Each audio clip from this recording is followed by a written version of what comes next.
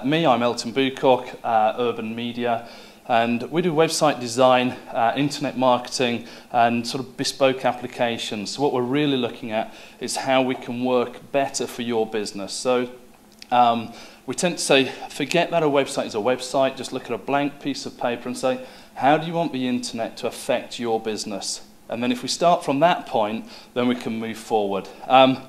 So in that, the message is slightly different what you would hear from the typical, let's say, web guys. So that's why I entitled this presentation, What You Really Need to Know About the Web and the Web Guys Won't Tell You.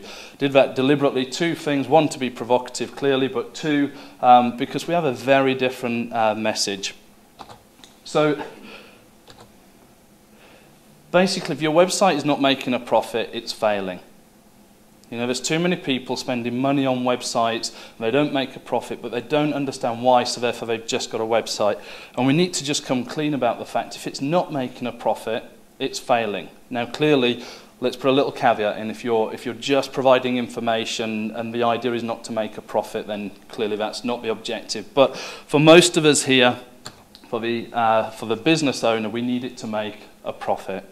The first thing we need to do though is convert more of the visitors. So what I hear when I'm networking and around is lots of stuff about social media, about being #1 on Google, all of these things. But actually, if I get you suddenly thousands of visitors to your website, but I can't convert one, then that's a real big issue. Because A, you'll have paid me to get to the visitors, and if you haven't made any conversions, then clearly it's pointless. And then you start attracting more visitors. But the real key is monitoring the important stuff. So many people don't monitor the important stuff. They get fixated on generating traffic, and actually they've missed it. We see websites where they've generated plenty of traffic. That's not the issue. We've got lots of people to the checkout, and the person never bought, and we say, my Google isn't working. No, hold on. We've got the stuff. We've got statistics that can tell us, here, your traffic did come, it did get to the checkout, and they didn't like the fact that you'd priced your product at £10, but then £100 postage and packing. And clearly I'm exaggerating to prove a point, but Dell are classic at this. How many people go to a Dell PC? Very, very cheap, what they've used to get you on the website, but then of course you've got those delivery costs. And then something that we talk about, which is I guess fairly new, and that is about building a tribe. And we believe that the most successful websites now are really centered in building a tribe around your particular niche. So we'll get to that as a nice little extra at the end.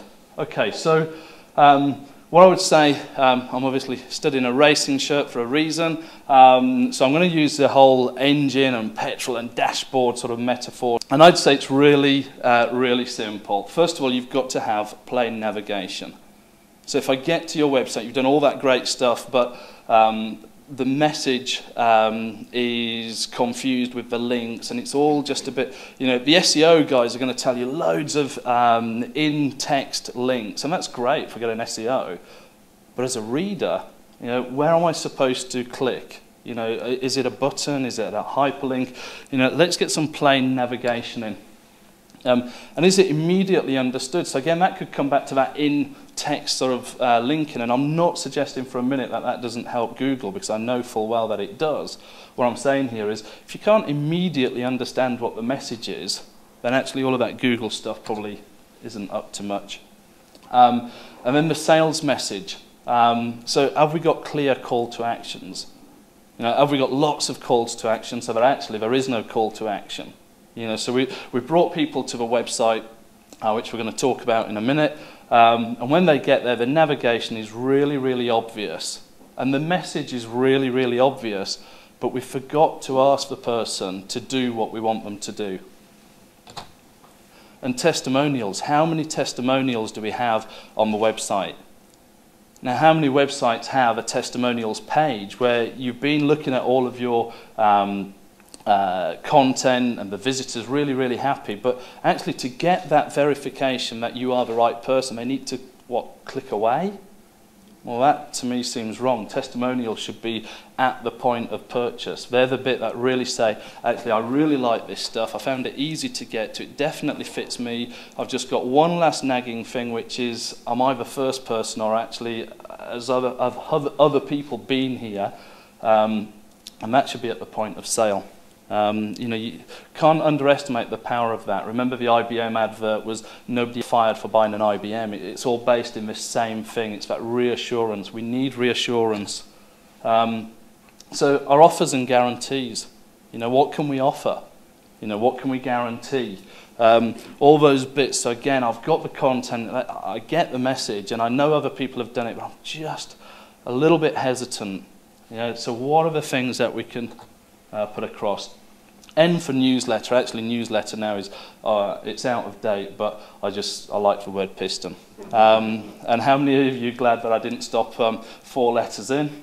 So there we go. We've had that one before where I've got to 4 letters, looked across and realised actually that's not looking good. Let's quickly move on. So okay, newsletters. What I'm really saying there is, what have you got on your website that catches people? You see, not everybody is ready to buy at the point they come. So they've gone and they're in that looking around phase. So that they've now looked around and they've seen 4 or 5 websites offering exactly what you offer, but they've decided because of your plain navigation, your immediate understandable message, your calls to action, that you are the right people, but you're just not the right person today because I'm not making that decision today. So how do I get them coming back? Can I sign them up to an email newsletter? Is there other things I can do? Can I put them on a course? You're going to see at the end of this that, you know, I'm going to invite you along to a further course that we run. You know, what are the things that you can do to keep people? Okay, so let's say that we've now got the website in its key position. So if a person came to this website, they would convert into a sale. Then and only then can we start thinking about what I call adding the correct fuel, which we'll quickly see is going to be about the getting people to the website.